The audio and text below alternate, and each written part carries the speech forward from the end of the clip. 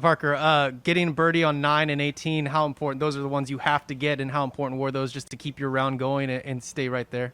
Yeah, you always feel like a little bit more pressure because you feel like you should make birdies there, and so you kind of put a little more pressure on yourself to play those holes well. But yeah, I mean, all in all, I didn't hit it as close as I needed to today, but just kind of hung in there and knocked a little bit of rust off, and I think birding the last hole especially was important going into tomorrow. Yeah, how would you kind of break down your round as a whole?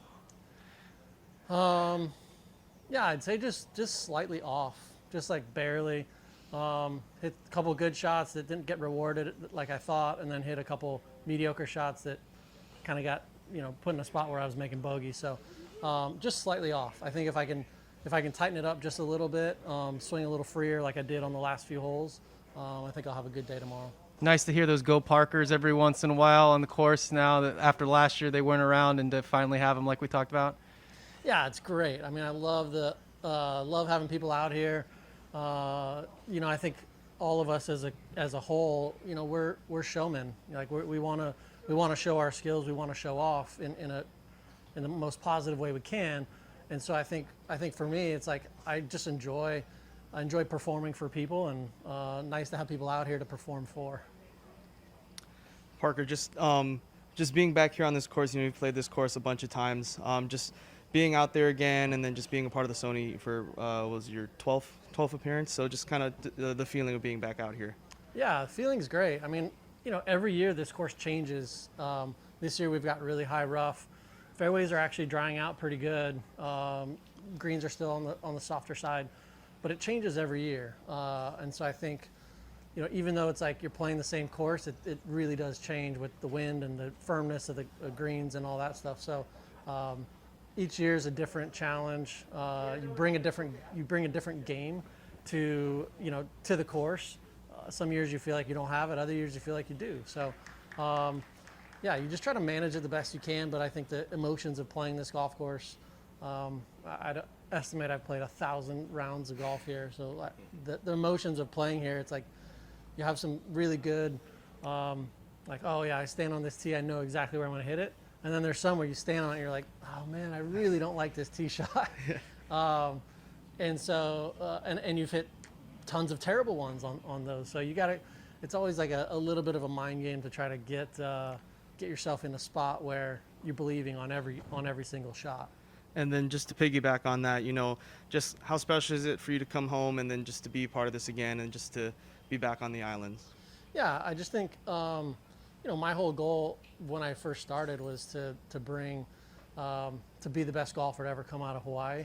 I don't think I've achieved that, but I think I've helped shine more of a light on some of the junior golf and guys that have looked to me on their way up, and even now, helping a guy like Brent Grant, who's in the field this week. I've been working with him on his short game for the last 6-8 months. And so, for me, it's always been about trying to help the next generation, try to inspire the next generation of junior golfers. Hey, look, I was just a kid that grew up playing at a muni golf course at Alawai, worked here, got some practice privileges, and I made it onto the PGA Tour. You can too. That's always kind of been my goal for playing professional golf. When it comes to seeing the fans out here and post COVID, and we're still kind of in it, but does it feel nice to actually have some fans out here in Hawaii, considering it's been pretty locked down here for a while? Yeah, and I think it's fun to see the fans' kind of reactions as well.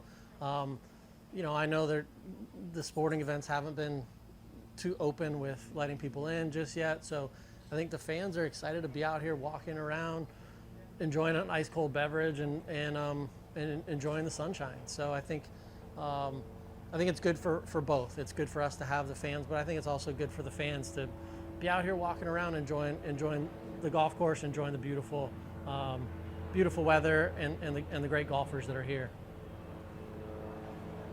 I just wanted to double check your hometown now. What is your hometown now? Hang on 1 second. Oh, I can't hear you. oh yeah. What is your?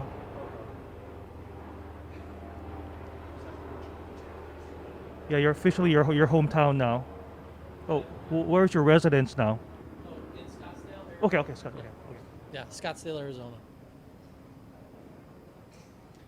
Now, what do you now have to do kind of for tomorrow as you look forward to it? Maybe get a little bit of that monkey off your back and make the cut here.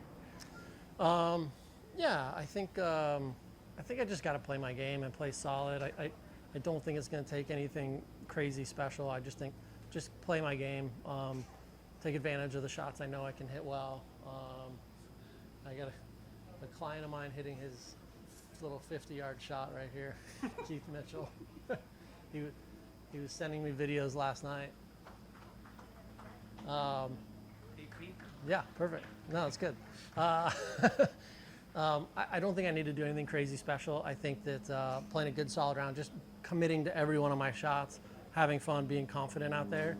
If I can just kind of stay with that process, I know I'll have a good day, and I'll have a chance at least to make the cut with 4, 5, 9 holes to go. And then I'm just curious, I know it's been a week since we had the real bad rain, but what's the course plan like, the greens in particular? Just how's it kind of compared to where you're used to? I mean, kudos to the staff here. It's amazing how good it's become.